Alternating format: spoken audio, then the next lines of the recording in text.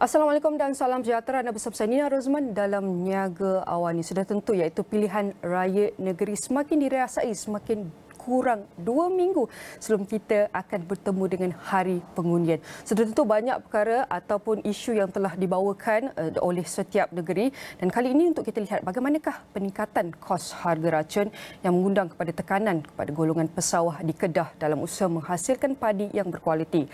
Pendapatan yang dinikmati ibarat hanya kais pagi makan pagi, kais petang makan petang. Manakala kualiti racun pula tidak setimpal dengan harga. Kos makin meningkat, akhirnya apa yang tinggal untuk petani? Rakan tugas Hilmi Malik ada butirannya. Silakan Hilmi.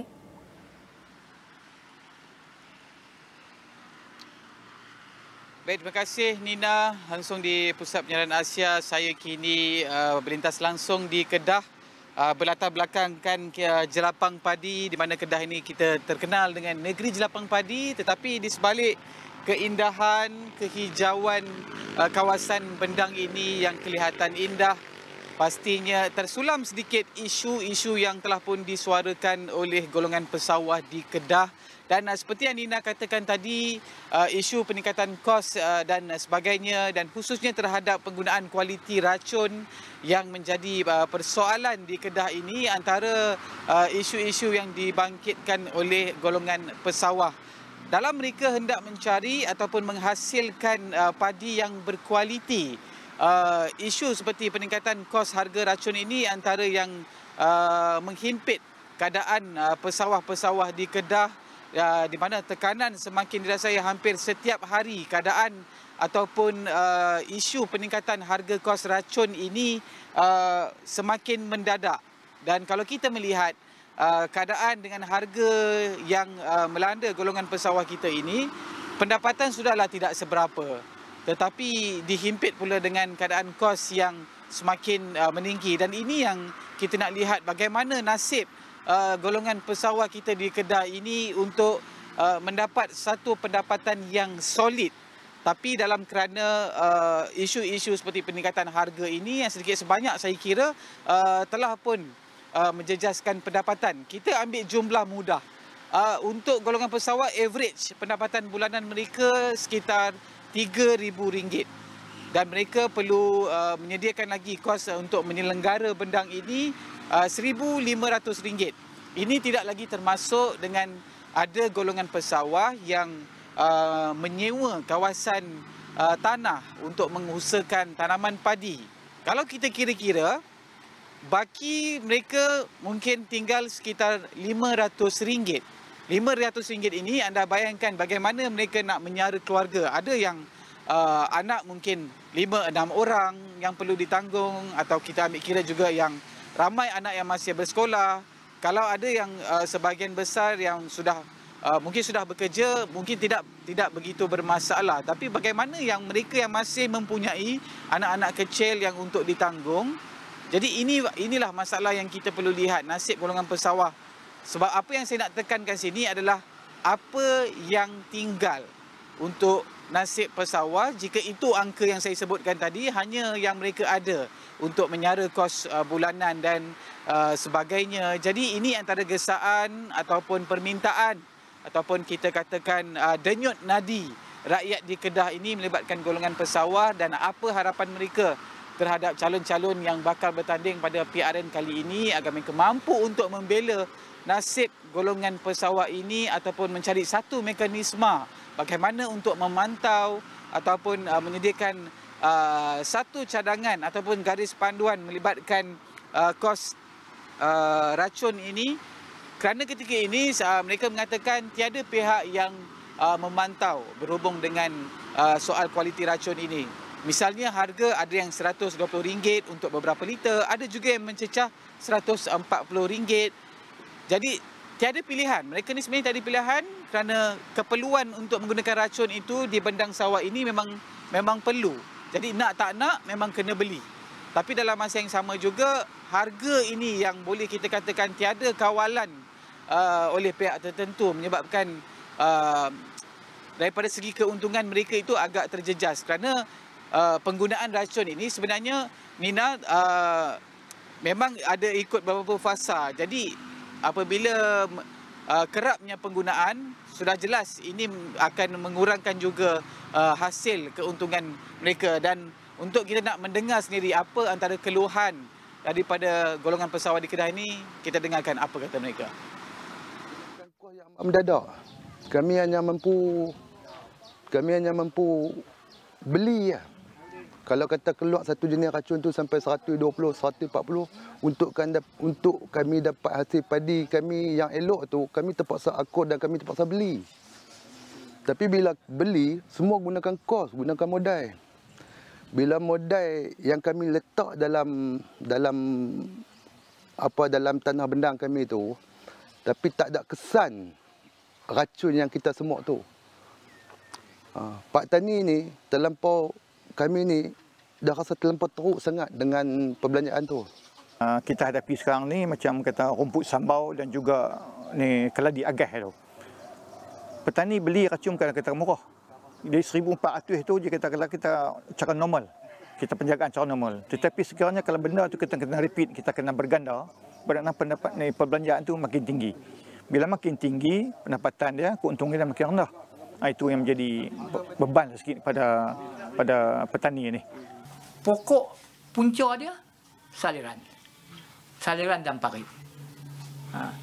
Saya ambil contoh kalau di macam Talayang sini lah, yang saluran yang dikeluarkan hanya sekadar 4 kaki di pintu untuk buang ke sungai, ke dalam terusan tu.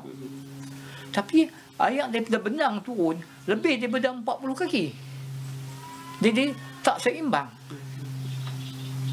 Jadi itu tindakan kerajaan itu patut memberi peruntukan untuk mengubah suaikan saliran-saliran yang telah dibina sejak tahun 1970 dulu. Bukan nak kata apa, ada setengah-setengah tempat yang orang panggil apa? Steering. Steering itu pun masih tak ditukar lagi. Tu nak buka pintu air. Nak buka pintu air. Jadi peruntukan yang mencukupi, bukan bagi untuk sebagai macam bagi gula-gula politik, saya tak mahu.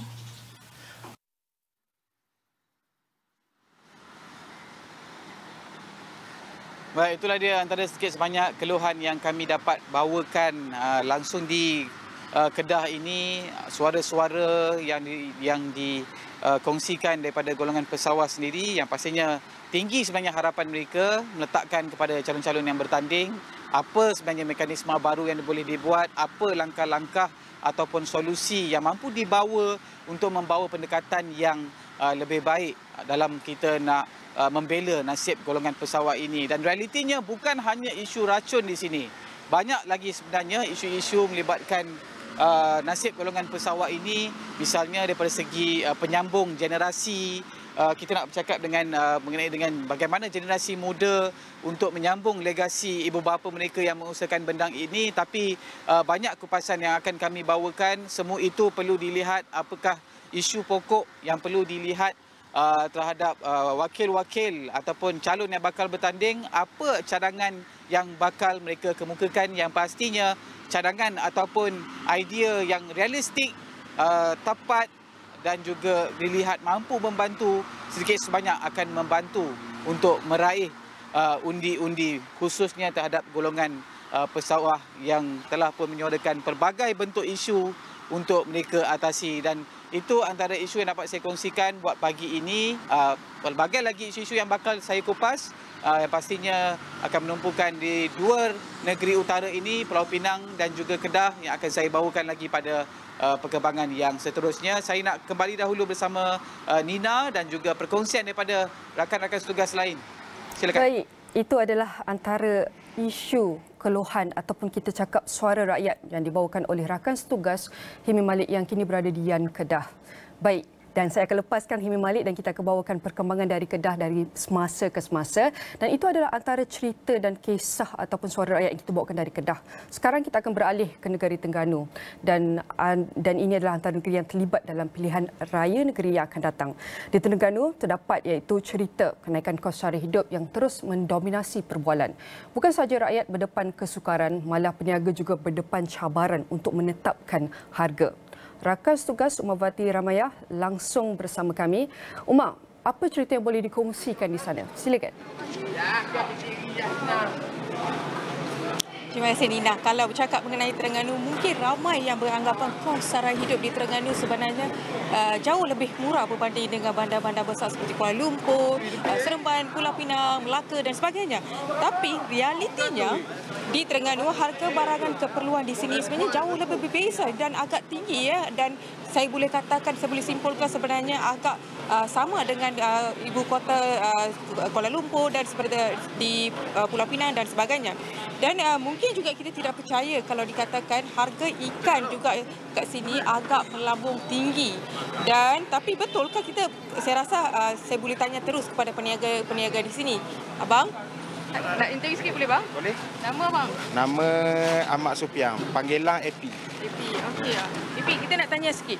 Orang cakap kat luar tu harga ikan ni dah semakin tinggi. Betul ke AP? Betul. Okey. Apa yang sebenarnya naik ni? Dia faktor dia musim. Sekarang ni musim bulan tengah cerah. Dia harga berkalang kurang. Harga naik sikit. Bila bulan gelap, berkalang banyak, dia turun. Itu ikan apa tu? Ini ikan selayang. Selayang biasa saya jual saiz macam ni dalam RM10 ke RM8. Sekarang naik 14. Ini cecaru. Cecaru biasa saiz macam ni biasa jual RM10. Sekarang 12. Macam kembung saiz macam ni biasa 12 ke RM10. Sekarang naik 15. Macam selor biasa jual 18 lah saiz macam ni. 5 ekor sekilo. Sekarang jadi 20. Ada tak customer komplain kata dah harga mahal lah, tak nak belilah? Dia tu mana komplain tu ada, tapi jarang-jarang orang lah. Yang biasa mari pasar ni dia tahu lah dengan keadaan harga ni. Yang tak biasa mari tu mungkin dia ada komplain mahal sikit, macam tu lah. Okey, itu ikan. AP dia jual ikan saja ke atau ada bahan-bahan lain juga macam potong, udang? Ada. Hari ni tak jual? Tak jual pasal berkalang payah. Jadi barang tak cukup. Macam sotong, udang tak jual udang. Macam sotong, ikan macam ni lah. Ikan air. Air pun setakat ni tak ada berkalang pasal bulan cerah ni. Faktor dia bulan cerah memang berkalang ikan susah. Kalau bulan gelap ni mungkin banyak lah. Bot-bot pun banyak. Okey, saya nak tanya, tapi ikan-ikan ni ditangkap di perairan laut Terengganu, tapi kenapa mahal lah kalau dibandingkan dengan Kuala Lumpur? Itu macam ke faktor saya kata tadi, musim lah. Kalau musim bulan gelap, ikan banyak murah. Kalau bulan cerah, macam ni harga dia. Masih AP ya? Okey, itu keadaan dan situasi di pasar payang di sini di Terengganu, dan kita dengar pula keluhan daripada peniaga makanan. Kita dengarkan dulu. Macam bekalang ayam ke naik, beras, macam burger kita naik, roti naik, daging, harga daging naik, sos, pelantar, semua, telur. Jadi itu satu beban untuk kita lah. Satu masalah bagi kita ni sebagai peniaga di pasar payang ni. Kalau kita nak naik harga, orang marah kan. Daripada bahan motor tu naik, terlalu banyak naik. Bahan motor, barang plastik tu, semuanya naik semua. Biasa barang barang mentah tu banyak. Macam saya jual sup-sup kan. Daging, ayam, perut tu semua naik dah. Macam daging sebelum ni RM14, sekarang ni dah naik RM15. Dah naik RM15. Barang mentah yang lain pun banyak yang naik. Sayur-sayur pun naik, beras-beras pun naik juga. Antaranya kesan kita nak naik harga, biasa nak naik harga makanan ni, customer akan bunyi. Sebab apa makanan naik kan.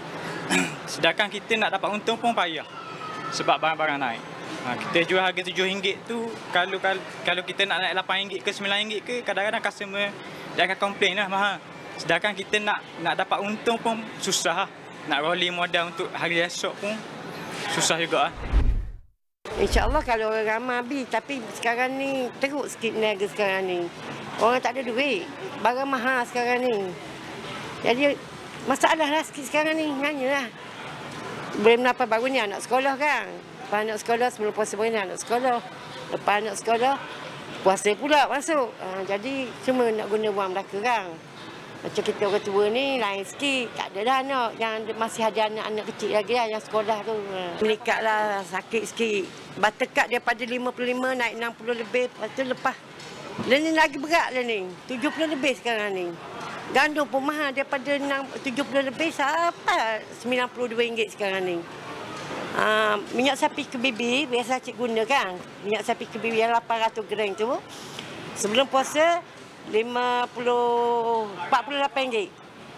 Nak raya baru ni, lepas bulan puasa baru ni RM65 sen-sen tu ada belakang. Oi mati dah macam ni. Sakit peniaganya ni. Orang barang-barang betul pun mahal. Ikan sekarang ni kadang-kadang ikan kembung yang fresh kan. RM26, RM24. Dulu tak sampai 18-20 je. Teruk lah sekarang ni. Orang tak ada duit nak beli sekarang ni.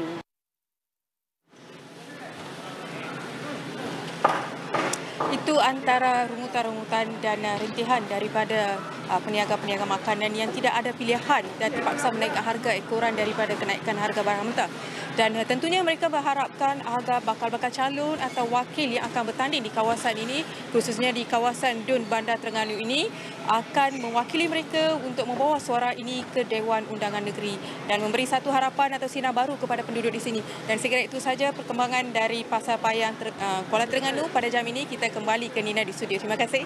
Baik, terima kasih Umar. Kalau saya dapat saksikan iaitu begitu sibuk Umar berada di pasar pagi itu, sudah tentu kita juga mengharapkan di studio ini mengharapkan yang terbaik agar setiap calon atau yang dipertandingkan dalam pilihan raya negeri ini mampu mengangkat darjat dan martabat iaitu terutama rakyat dan ekonomi negara pada masa akan datang, dan semuanya akan kami bawakan perkembangan dari semasa ke semasa. Dan itu adalah perkembangan yang kita bawakan oleh pilihan raya negeri untuk suara rakyat.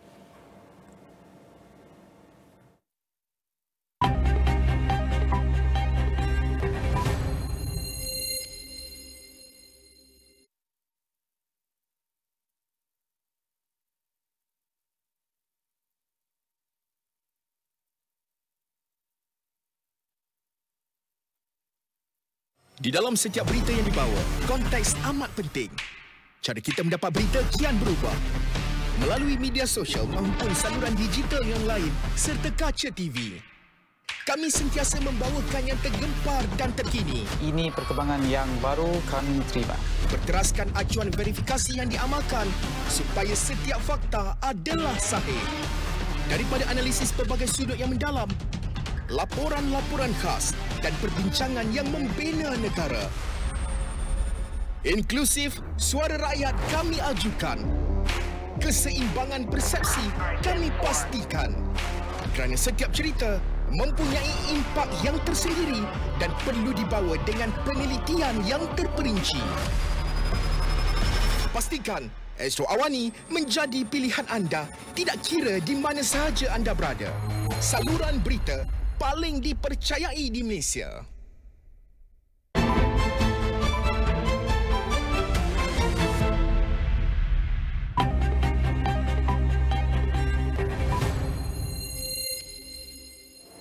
Baik, itu adalah antara cerita rakyat yang dibawakan oleh rakan tugas kami iaitu Himi Malik dan juga Umar Bati yang berada di Kedah dan juga Terengganu. Dan sudah tentu pastinya kita membawakan pelbagai iaitu isu-isu ataupun kita bawa suara rakyat, dan kali ini kita nak beri fokus kepada iaitu perusahaan kecil, mikro dan sederhana iaitu PMKS. Sudah tentu kita mengenal pasti bahawa iaitu PMKS adalah antara yang paling terjejas waktu pandemik COVID-19.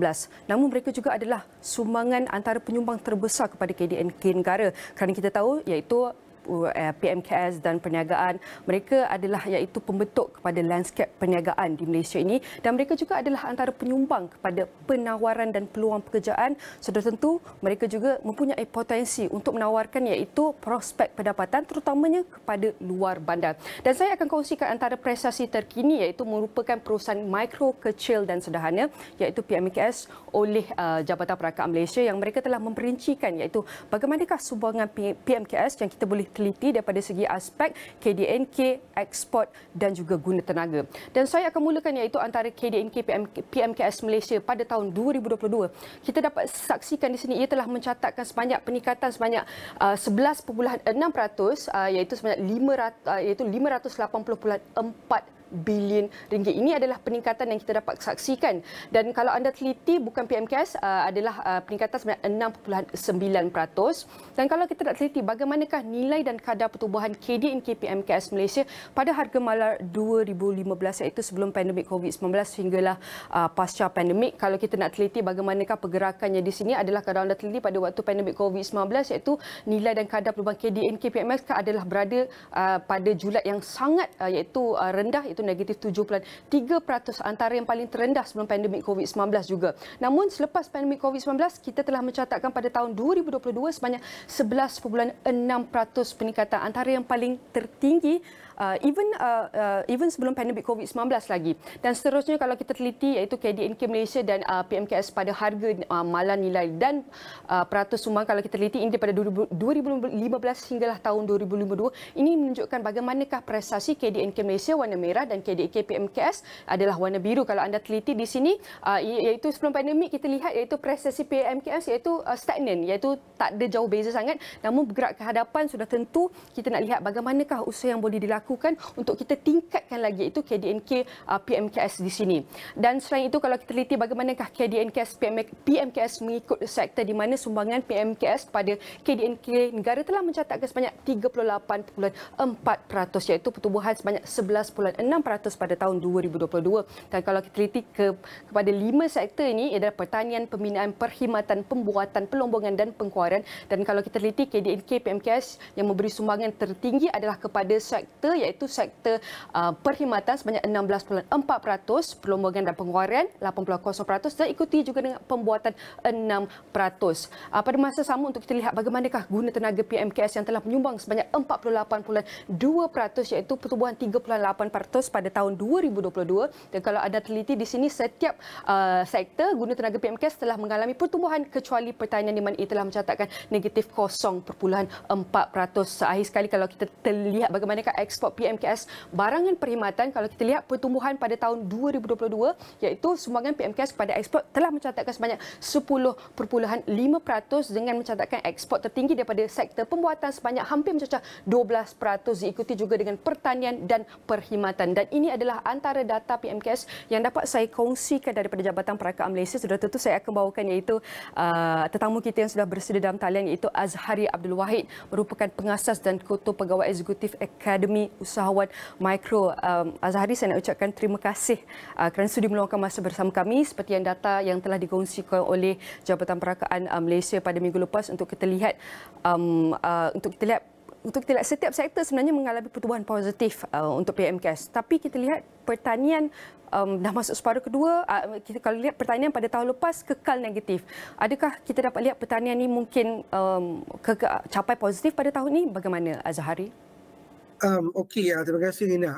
Memang tak dinafikan tengok kadar KDNK meningkat di kalangan pemain PMKS kecuali di bidang pertanian. Mungkin ini isu yang kita kena bangkitkan, contoh isu keboleh pasaran di peringkat tempatan maupun di peringkat antarabangsa, di mana mungkin pertanian memerlukan satu kata orang anjakan teknologi dan juga ajakan paradigma yang besar untuk memastikan lebih kata orang bersedia untuk menghadapi pasaran antarabangsa. Itu di peringkat tempatan lah untuk pertanian. Dan juga yang paling penting saya rasa Nina adalah keberkesanan dari segi penguasaan dalam bentuk teknologi digital, di mana mungkin kerana mungkin di pertanian, di bahagian pertanian lokasinya banyak di luar bandar. Jadi kata orang idea dan juga penguasaan dalam bentuk teknologi digital ni perlu dipertingkatkan lagi supaya mereka lebih bersedia untuk membawa produk yang terhasil daripada pertanian ni ke peringkat yang lebih tinggi di peringkat antarabangsa, Nina.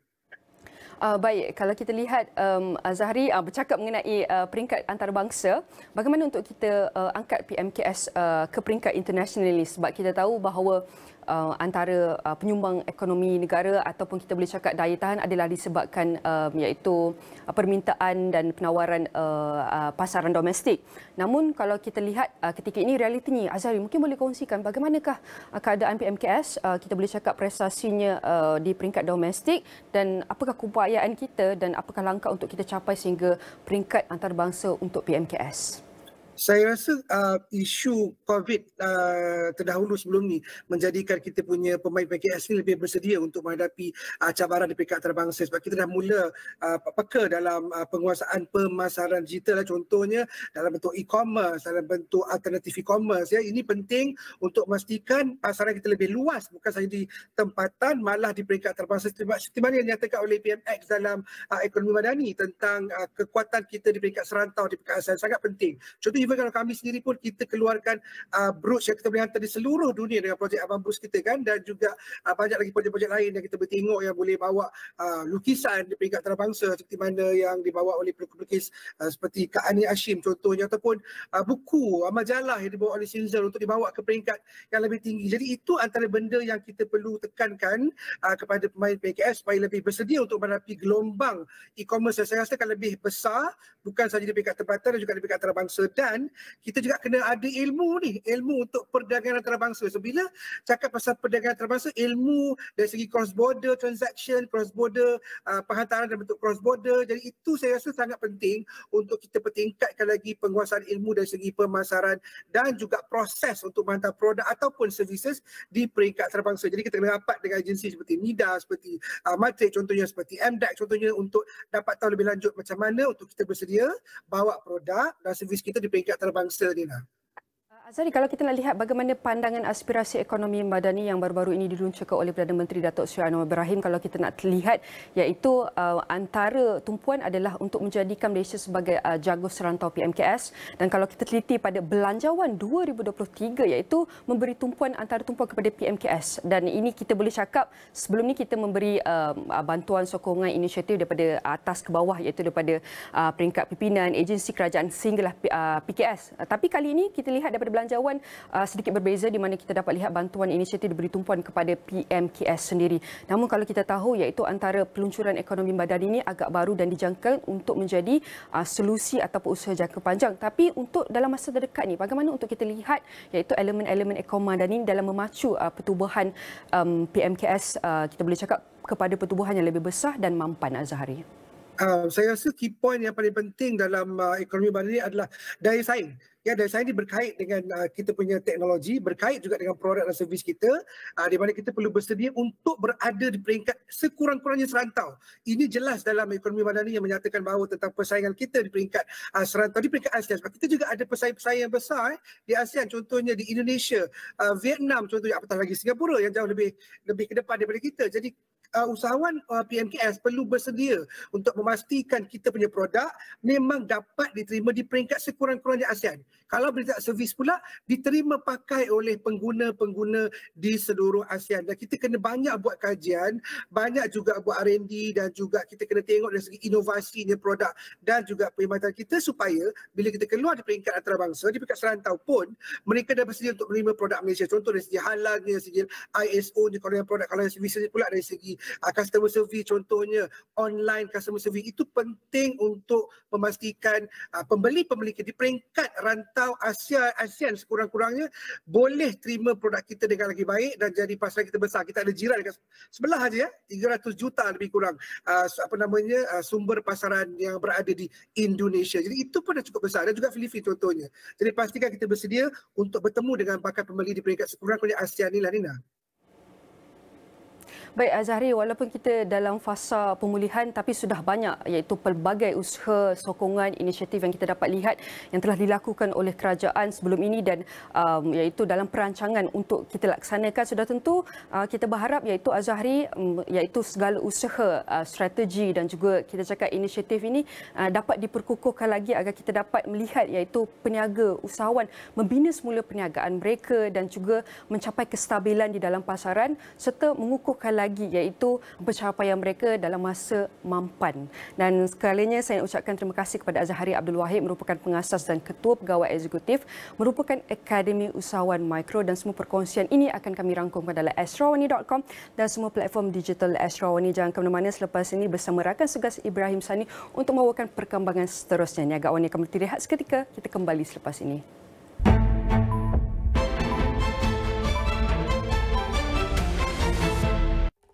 Nampak nama ni? Home Sweet Home. 4 sahabat nakal baru balik dari meronda. Kalau awak buat hal sekali lagi, saya letak jawatan. Walaupun nakal, dalam hati ada tamak. Cantik ke? I rasa kita lagi cantik. Assalamualaikum, saya Zakia. Wah, dia bukan main lagi. Ada pula geng lain tunjuk belang. Hei, beraturlah macam orang lain. Okey, tulis surat kat Zakia lah. Pilih video tu. Kalau kau nak balik, aku nak kau masuk dalam Astro ni. Kevin, Borhan kacau di baraj. Borhan! Apa ni? Budak hostel otaknya sewa. Isnin hingga Khamis di Astro Ria dan On Demand.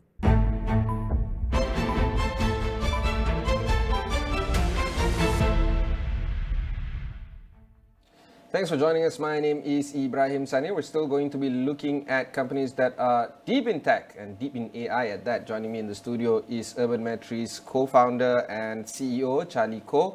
Charlie, thanks very much for taking the time to speak with us, coming over to Bukit Jalil. Let's talk a little bit more about Urban Metri and what do you guys do?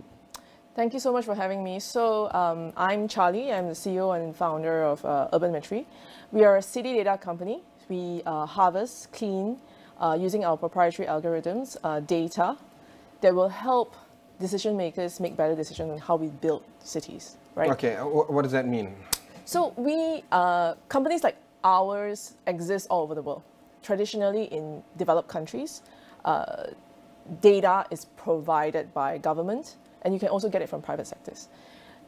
When you come back to the developing countries, a lot of the developing countries have a lot of trouble adopting these technologies because the data source that they have, either from government or private, tend to be a lot more fragmented by different magnitudes, as well as not as clean as expected in developed countries because of our infrastructure. So we would usually look at things like demographics, movement, things that are built, anything that's built in the city, from housing to industrial to roads to water pipes to telco fiber that is being laid onto cities. We harvest everything that's built and everything that moves in the city.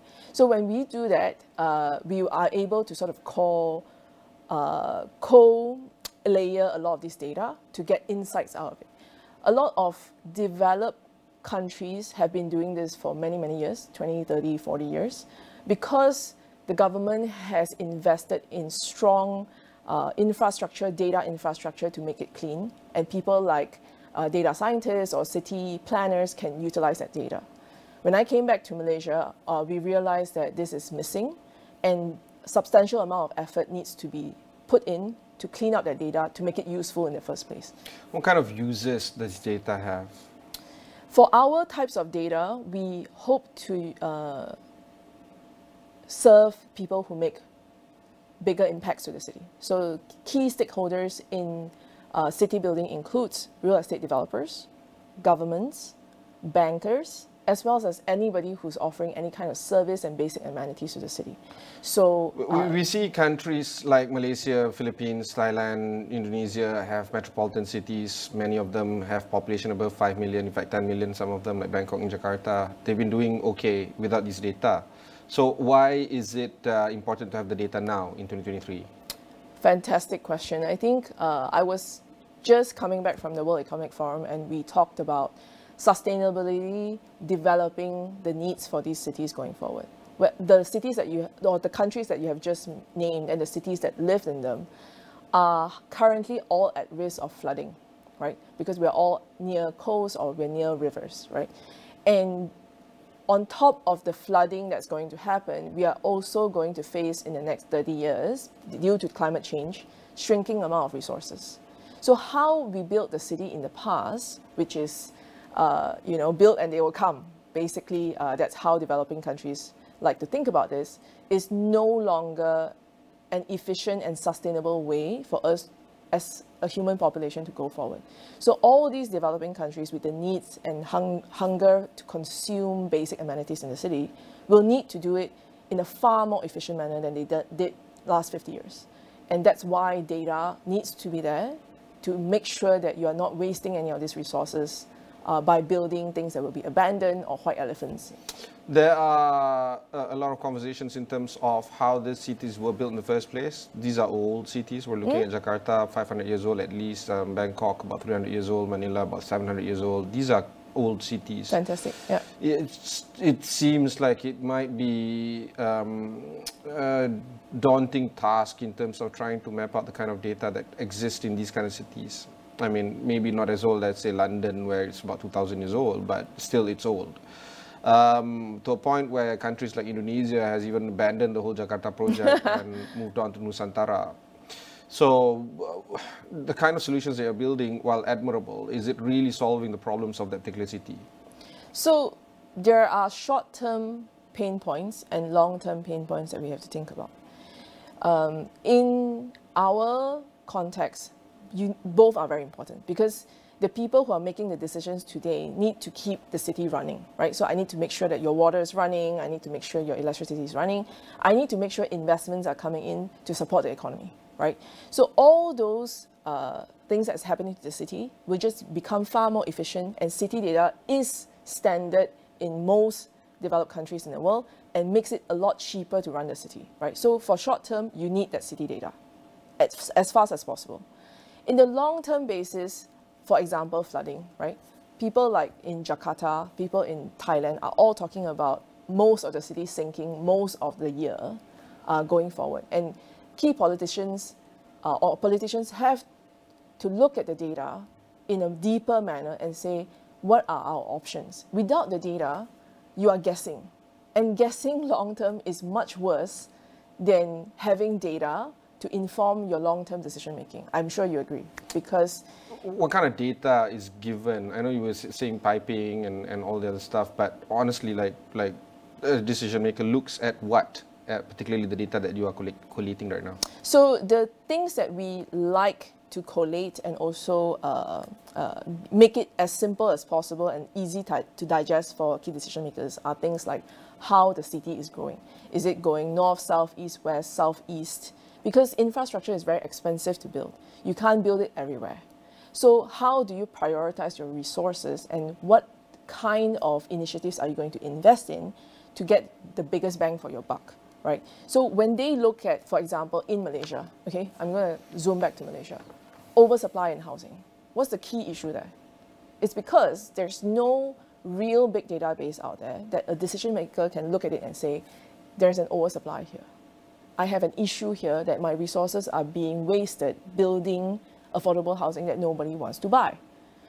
Where should I move my resources to build affordable housing that people will actually have a need for it? Very simple things like this that we take for granted and currently not available in all developing countries in Southeast Asia. And how are we going to really motivate them is by making that leap to use data as easy as possible so they actually use it and make better decisions for the benefit of the people who live in them.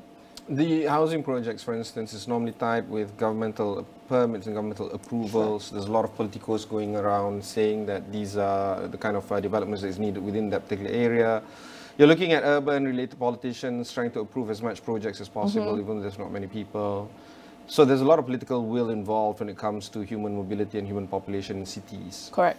How are you going to negate this whole notion that the things that you want to do, admirable as it is, might not necessarily tally with the kind of political requirements of that particular city? Fantastic question. And I think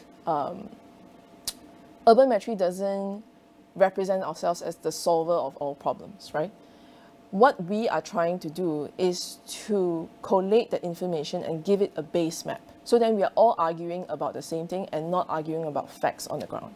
At this point, a lot of it is anecdotal. I met some makcik Kia and she doesn't have a house. And that kind of discussion is not beneficial to anybody because we're not talking about facts. We're not playing on the same playing field. So it's almost going to war where every one of the generals are deciding where the hills are. That's crazy. So our role as Urban Metri is to create the map. This is the map of the city, and as you debate among politicians who also have different opinions about the same subject, you're debating it on the same facts. So who are you serving? The real estate folks or the politicians or the public? So we generally do not have a politician client, but most of our clients are real estate developers, bankers, utility providers, as well as retailers now. And why we serve these clients? Primarily because a lot of them understand P&L, they understand balance sheet, and they understand the core fundamental things that drives risk. Whatever the politicians want, at the end of the day, these guys are providing the basic amenities for the city, and the risk of abandonment, waste of resources is real. It comes down to their balance sheet, and that's where we feel the impact is most made. Let's talk about the valuation projects, particularly for homeowners right now. It serves the consumer market. Is Urban Metri into that? So we are not valuers. We're not licensed valuers. We do believe that auto valuation machines that's available in developed countries will eventually be a key driver for developing nations. Okay, how is this different from Nowcast? So Nowcast is AI-driven price forecast. So we are forecasting the price of the homes today. So it's just now you were saying yeah. you're not valuers, now you're forecasting. Which one is so, which? Okay, so let me just explain what's the difference between a valuation and what Nowcast. The biggest difference is for a valuation to be held through in the context of Malaysia anyway, is that you have to visit the house itself, right? So think about it as valuers or valuation is like a thermometer. You have to go to the house with a thermometer and you read the mercury, okay. right? For us, we are weather forecasters like on the news. We are forecasting what's the home price of it in the afternoon, late in the evening. The accuracy of it is not specifically to the time and the place that the valuer visits. It is really at the what we are forecasting entirely using data. There's no human who goes there and look at it subjectively and think, I think this renovation should have a 20% increase, or I think this house is very, very dilapidated, so I give it a 10% discount. So there's no human who actually goes in and visits these properties. So that's the difference between a forecast and a valuation. The thing about value and forecast is that sometimes it is subjective, particularly when you look at nostalgia, memorable moments, things like things like these that might not necessarily be captured in the AI machine that you're running unless you impute it yourself. Correct. If you have a house next to, say, for instance, Stadium Merdeka, it may be dilapidated. It's a bad area to be, to be spoken about. But generally speaking, there's some nostalgic element that might drive the projections up. Yep. So how do you manage this whole idea of subjectivity in terms of the data-driven AI that Nowcast has? This is a fantastic question, and I would really like to address it because there's a very big difference between what I personally, as a home buyer or as an investor, or etc., value a property because I see nostalgia, I see historical value, all these things, versus somebody who is financing it. So a finance value, right, might be different from what you value as a willing buyer, willing seller. Because I'm willing to pay for nostalgia, I'm willing to pay for cultural importance, etc. But should that be financed? That is a different question because the financier has different objectives. The financier needs to minimize risk, right? And how they do that should have different parameters, and then a person who is going to live in it, who's going to enjoy the property, who's going to enjoy the asset. Okay, and with this, some of the financing companies that you're working with, RHB Bank is one of them. Any other banks? So we do have a few more banks. I didn't check the NDA before this, so I'm not sure if I can have it on TV. How is it like working with these banks? Actually, we really are extremely excited, right? RHB Bank is not working with us on Nowcast, it's on a different product, just to clarify. But on the banks that are working with us traditionally on this new way of using AI, it's very exciting because we feel this data-driven product is making them understand how to look at their mortgage portfolio and be more responsible in lending to the home buyers and the mortgages that they give out, right? So for example, one of the things that we are very excited about working with the banks is that they are now paying attention to the mortgages that might get flooded.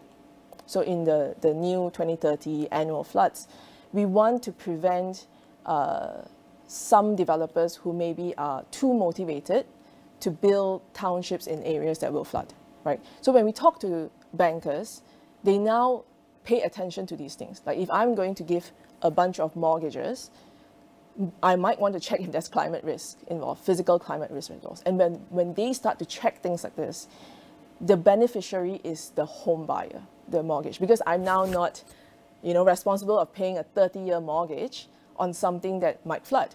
And I, as an individual, might not have the knowledge, the power, or the capacity to understand this risk. And the banks are here to protect my interests, to make sure that that is minimized, because it's in their interest too.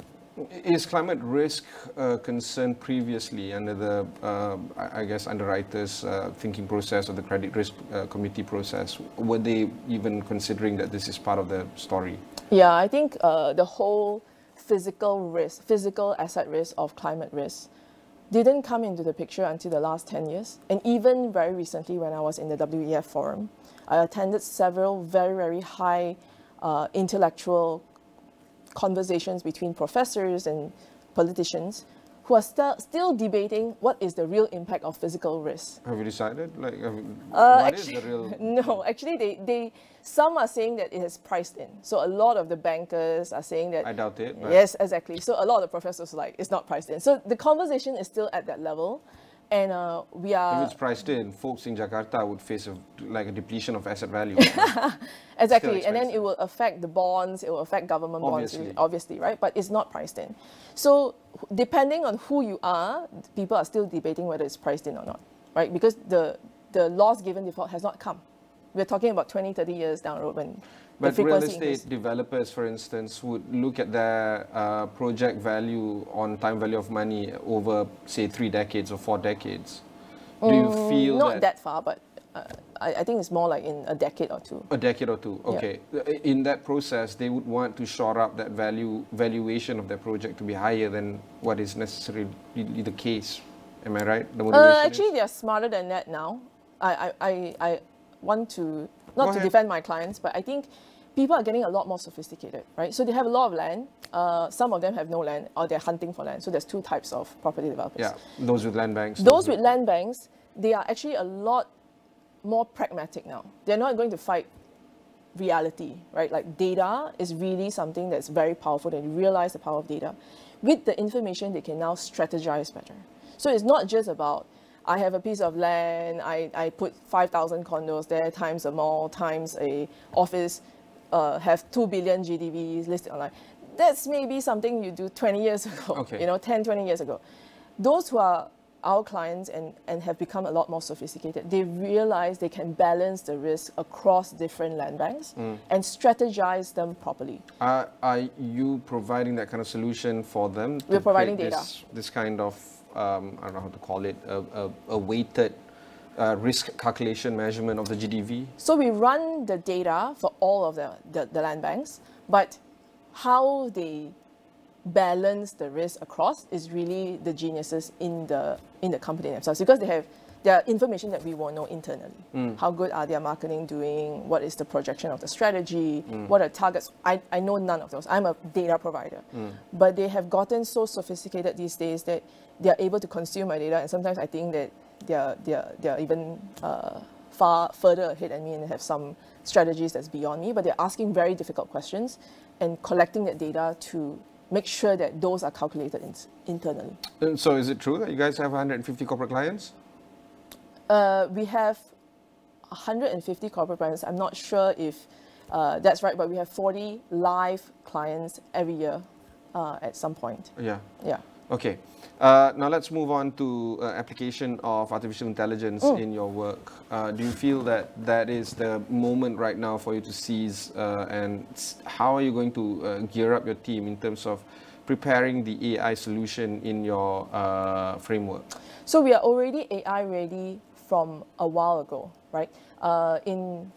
As I mentioned, Nowcast is AI. It's trained using machines, and it's coming out with its own error testing whether how correct it is, right? But we also use AI in other methods. One is we count houses using satellite images. So we were, before this new age of everybody pouring money into generative Why not AI, title deeds, which is more absolute? It's not complete. So interesting question, because one of the reasons why we even built the AI to count the houses in the first place was when we looked at the deeds, the residential house deeds. Pejabat tanah lah. Not pejabat tanah, but yeah, so pejabat tanah, but there's another source for it as well. So anyway, so let's say land use. Your house, this piece of land has to be residential title to have a house on top, right? That's an assumption. But when we first counted it, we realized, this is a project in Moa, by the way. In Moa, it was like 50,000. We have existing houses, 25,000. But I have 50,000 families. Okay. So if you drive around in Moa, I don't have half of the population living on the streets, right? That doesn't make sense. And it turns out that in Malaysia, you can actually build houses on agriculture land, and you can get water, electricity, everything, like full basic amenities, but actually it's sanitation. Sanitation is still agriculture land. So on title, it's agriculture, but you're allowed to build 2 structures, right? So this is from the British Times. So we never changed that. And so the council actually doesn't have record as a house here. You're paying agriculture land tax. Cukai tanah is agriculture. Wow. So can you imagine? I have like I'm missing. How prevalent is this? I mean, this is Moa. I mean, like. This is. What about other cities? Most cities in Malaysia, right? I mean, because we think of it as Klang Valley, where all the houses are like this nice double-story terraces, right? Yeah. But you have kampongs, or old villages, or things that are along the river. Or semi-rural, right? like semi-rural, or even Sekinjan area, right? Yeah. And it turns out to be a lot of the stock. So that's why we built the AI, because we needed to count them. And that's how we found 27,000 houses, additional houses in Moa that basically matches it. What is done with these kind of revelation that you have, I guess, surfaced? We are able to then properly ascertain our supply and demand, whether it's accurate or not, right? Whether it reflects the reality on the ground. So when we build AIs like this, suddenly we no longer have to find 5 humans or 50 humans to go and say how many houses are there. Like a typical traditional census by DOSM. But so the biggest difference here is census requires a lot of money, and you can only do it every 10 years because it's so expensive. With technology today, you can do a census every 6 months. Right? You can do a census every 6 months. You can maybe the physical building counting, but not the human beings within it. So the household size. There are other sources for this, right? So in other countries, we're starting to see people using mobile data, movements data, to actually look at where demographics move. Okay, which now brings about that idea of privacy, and how are you going to manage or work around trying to get the data, but in an ethical way, in a legal way? So one of the 3 pillars here at Urban Metri that we really believe in, 1, sustainability is top of our agenda. Second is ethics and privacy. So it's because we are a data company that we're extremely aware of the idea of ethics and privacy first. When we collect data, we are very, very careful about only collecting aggregated, anonymized data. So anything that sits in our database, you can't even, there's no individual data. How are you going to, I guess, verify that you're doing things ethically? Okay, so we like actually have auditing your work, like that. So we don't have the resources currently to hire a big 4 like PwC, but periodically when our clients look under the hood to see the data, we collaborate with them to, I guess, showcase to the world that we are ethical and we are doing it properly. So one of the examples is World Bank was one of our clients, and they came in, they audited not audited, but they were our clients, so they had to see under the hood, how are you managing the data, etc. So they see how we actually process the information, for example, when we did that piece. Do they call you out sometimes? No? It's stressful when they ask you how you do the calculations, right? And so would you they have understand the answer if provided? Oh yeah, I mean, like, these are really, really sophisticated. So you got 3 pillars. First is sustainability. Second is data. Ethics and privacy. What's the third pillar?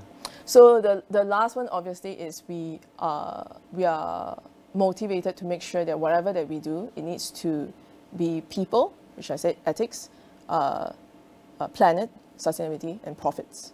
We are a for-profit entity. We're not an NGO. Speaking of which, so you raised 2 million last year by Banghi Ventures led. Yes. This year, is there any fundraising round? No, currently we are not fundraising because the resources that we have gotten from Monk's Hill is sufficient for the targets that we want to reach now. And I personally would like to reach those targets before I go back to the market. That said, we have made some progress in some of the new products that we have started. And maybe that schedule can be moved forward, but too early to say now. So to scale your company right now, is it more of geography growth, or is it offerings and deepening these kind of offerings within the geographies that you're already operating in? Okay, the answer is more both. So we have recently entered Thailand. So we just secured a client in Thailand and finished delivering our product. We are now in Vietnam already. We have also served in Japan before. We're hoping to be in Indonesia. So these are all organic current BAU growth, usually led by satisfied clients who bring us abroad as they invest abroad. Oh, so you use them as connectors? Yeah, so what about regulatory risk and government risk in entering these kind of markets? So for our kind of data, because as I mentioned, we don't take anybody's personal data. So a lot of it is city data. We just do it a lot more efficiently, and we are collating fragmented data. Would these cities be amenable to your requests then? I mean, Malaysia, I don't see any problem, but so a lot Thailand or you go to Jakarta, they'll be like, what is urbanmetry? A lot of the data that we work with are public data. So think of it as something in a museum, right? Very valuable, like a piece of art. But sometimes you find in flea markets, people don't think it's very valuable because it's covered with layers of dust. It is sort of abandoned from somebody's house, right? Urbanmetry's technology is really to unveil the layers of dust that's caking on top of the art. And then we make it suddenly usable and valuable again for the people who are using it. So a lot of times we start working with things that people don't think is important. For example, our Nasi Lemak Index. Our Nasi Lemak Index basically maps where your warung soup is, where your kopitiam and your char kway teows are, where your bak kut tehs are, where your... the street food lah. Yeah, but it reflects so much about your local population's culture, eating behaviors, and size of your local populations. But if you go to Thailand today and say, oh, I'm going to map out where all you guys sell pad thai, for example, nobody would think that's something that I need that regulatory approval, right? But it's so valuable. Yeah, because you can then work on secondary information from that particular information. Correct, and then we start layering it on official government data. This is crazy. So this is what we do. So we How big is your team? We're about 40, 42. Is that a right size? We're hoping to grow. Talent is hard because I also have certain... Are they mostly what, data scientists or whatever you call them? Yeah, so data, our data team is the largest, okay, 20 odd. We also have about 10 to 15 tech guys. Tech. And then ops and everybody else is about 10. 5 to 10. Some people are I wish you nothing but the best. Growth so ahead. And of course, more of this data, if you can make it public, like, newsletters, something like that will be beneficial for people like me. Yeah, so just a last note, sustainability, some of our work like sustainability index, etc., we have made it for consumers. So I can send you a link, you can test it out. You can actually generate a sustainability report for your own house. Fantastic. That was Charlie Koh, the founder and CEO of Urbanmetry. If you want to learn more, just head on to their website. If you want to learn more about these kind of episodes, just head on to astroawani.com. There are plenty of resources like this that can be found there.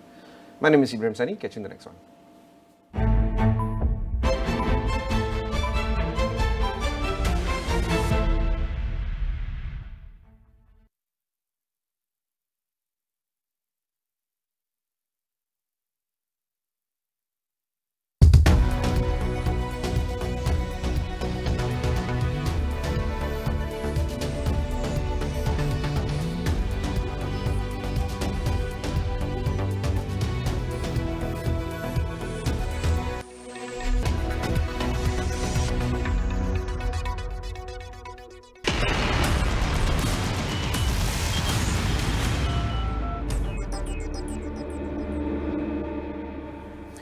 Assalamualaikum dan salam sejahtera. Anda bersama saya Afizah Zaman.